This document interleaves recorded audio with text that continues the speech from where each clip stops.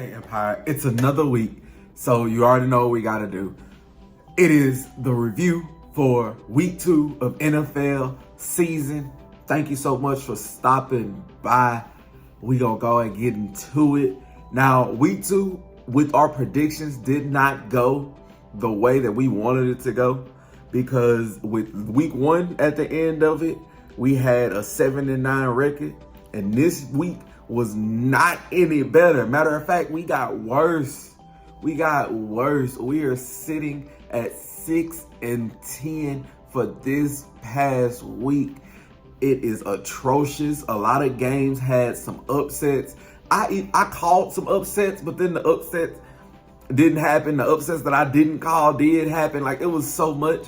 The 6 games that I got right was the Chargers beating Carolina, Tampa Bay beating Detroit, Cleveland beating Jacksonville, the Jets over the Titans, the the Washington Commanders beating the New York Giants, and then the Pittsburgh Steelers beating the Denver Broncos. Those were the only 6 that I got right. And it's atrocious to me kind of what happened. Like, I'm so salty. Let's take it quick game by game. Just real quick. In the Buffalo Miami game, Tua threw 3 interceptions, 2 in the first quarter, went down with a concussion. I took Miami. I wasn't expecting that to happen. Even if he didn't go down, he was not playing well enough for them to win. They just looked lost out there. Next, we had the Baltimore Ravens in the upset. They lost to the Las Vegas Raiders in overtime. I don't know what's going on in Baltimore, but something needs to happen. I don't know. Maybe they can turn it around, but starting off 0-2 was something that we did not expect from Lamar Jackson and that team. Next was the Chargers beating Carolina. They benched Bryce Young heading into this week, so I mean, that was kind of a given. Like, they benched Bryce Young after the game, but since they benched him week 3, then you understand how he's been playing. Now, I don't put all of that on Bryce Young. I just think Carolina is a dysfunctional franchise as a whole. Yeah, with Andy Dalton going into it, it's not gonna make that team just magically better. He's gonna produce more as a QB, but as a whole, that from top to bottom, that organization is just awful. We had the New Orleans Saints blowing out the Dallas Cowboys, 44-19. Didn't nobody see that one coming. They're having a parade outside of Arlington still because of how they dog walked that team. So I went with the Cowboys. I thought they was going to go out there and produce a little bit more. But it seems to me that, again, what everybody's saying is they can't stop the run, and they need another receiver outside of CeeDee Lamb, because once you double CeeDee, everybody else can't consistently get open, which makes it kind of difficult. That defense gave up 6 straight touchdowns. 6 straight touchdowns. The first punt didn't come until the 4th quarter. Got to do something about that. Tampa Bay edging out the Detroit Lions. Something isn't right with Detroit right now. Like, I know I've been saying, let me give credit to Baker and Mike Evans and Chris Godwin. That offense, they are playing with chips on their shoulders. But Detroit don't look like Detroit. Like, at least for the first 2 weeks. I don't know. Maybe it's just me. Next, we had Indianapolis losing to the Jordan Loveless Green Bay Packers. I have no words in this one. These were one of the games I just kept checking the score and was like, no. I don't even think Malik Willis threw for over 100 yards. I don't think he threw for over 100 yards. How do you win an NFL game without throwing over 100 yards? They just showed us how. They won. I think the score was like 16-10. Atrocious. Cleveland handled business in Duval with Jacksonville. Minnesota upset the San Francisco 49ers. C-Mac's not coming back for a couple weeks. Debo's gonna be out for a couple weeks. Brock Purdy gets to do it on his own for a little minute.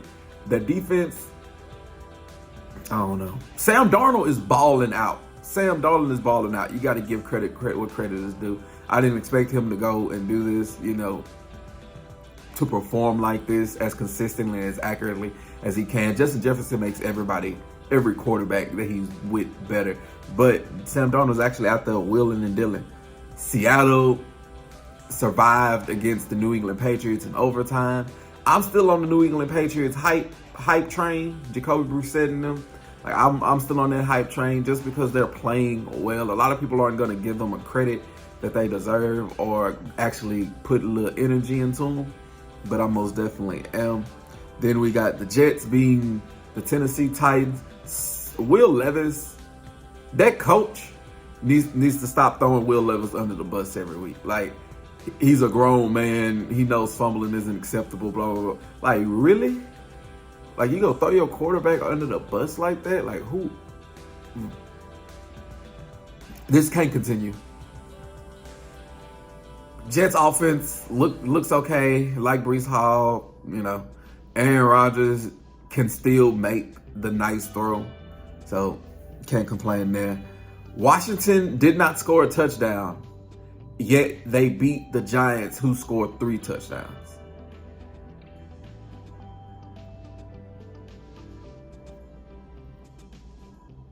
It was 21-18. Washington did not score a touchdown, yet beat the Giants, who scored 3.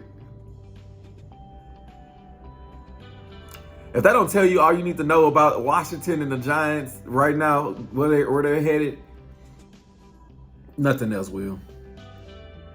Arizona put up 40 on the Rams.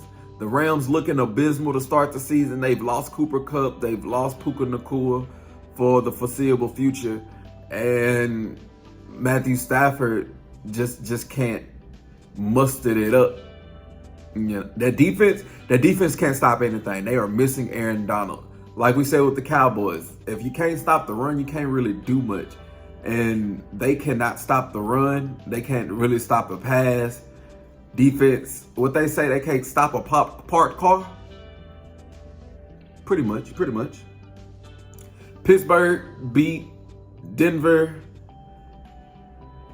Bo Nix, I want to have faith in you. I want to so bad. This game was just boring. I would check in on it. Just boring. Cincinnati loses to the Kansas City Chiefs with a walk-off field goal, 26-25. Pass interference in the final seconds of the game.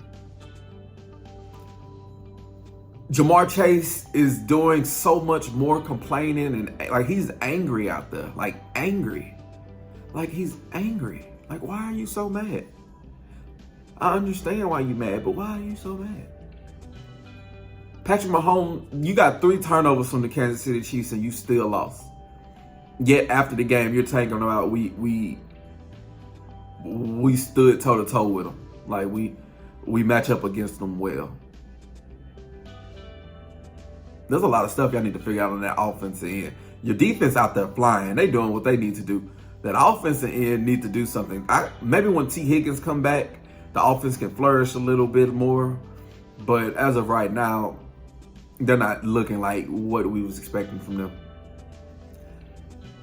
Caleb Williams thinking it's college, losing to the Texans. And I say he's thinking like college because he's throwing crossbody.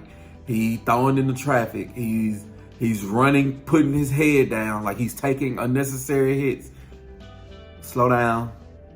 You're okay. You got it.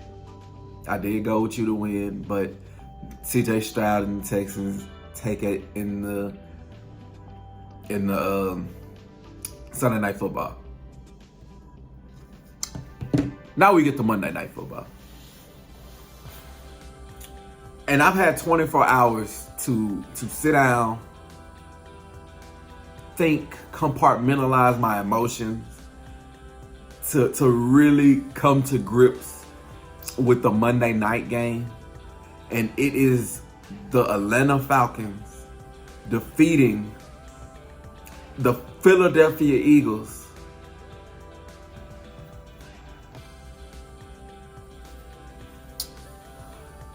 There's a lot that I can say about this game.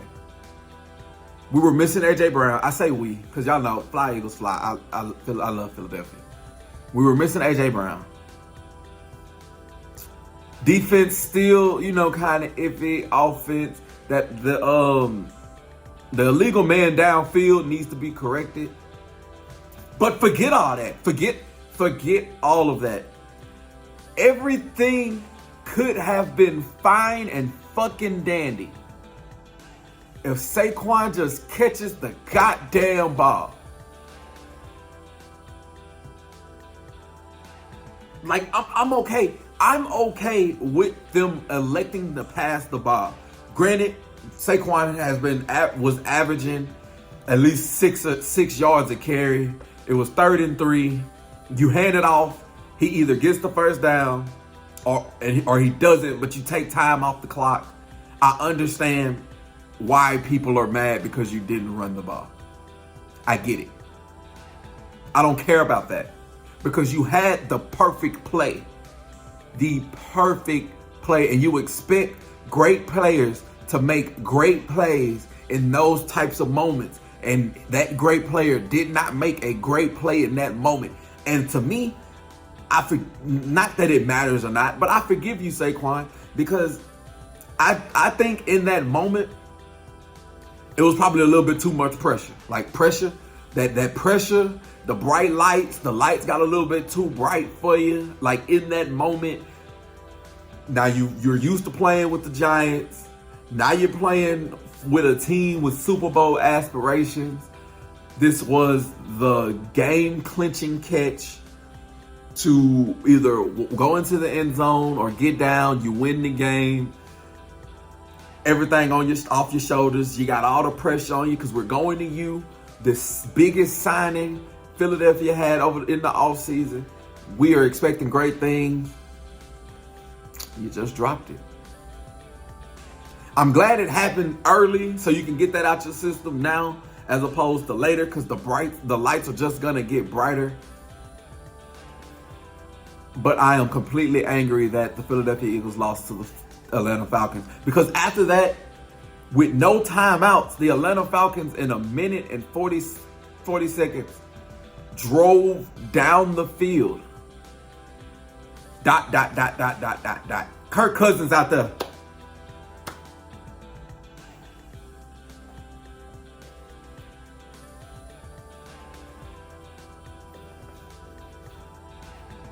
Like, come on now. He got time to call customer service and wait for somebody to get on the phone. And then by the time they answer, he can throw the ball in. Like, what are we paying Bryce Huff for? Like, why didn't we just get that money to Hassan Reddick? You got Bryce Huff. You got Jalen Carter. You got Jordan Davis. You got Brandon Graham. You got Josh Sweat. You got, Thomas Booker. You got Nolan Smith. You got Jeremiah Trotter Jr. Zach Brown. Like, you have pass rushers. You got run stoppers. You got people that should be able to beat the block, and we're not getting a pass rush. We aren't going to be successful without the front four. I don't want to have to send the blitz to sacrifice somebody in coverage. The front four should be able to be getting it done, and that didn't get it done. They didn't get it done when it mattered most. Saquon dropped the most important ball. And now we're sitting at 6-10 to end this week's predictions, which makes it to where we're 13-19 heading into week 3. 13-19 heading into week 3. We are under 500. Hopefully next week we right the ship, we do a little bit better, and we give out those nice predictions. Like, share, and subscribe. You let me know in the comments how you did for week 2, and look forward for week 3 NFL predictions from Unknown Emperor. I'll see you when I see you. Can't believe I messed up my own outro.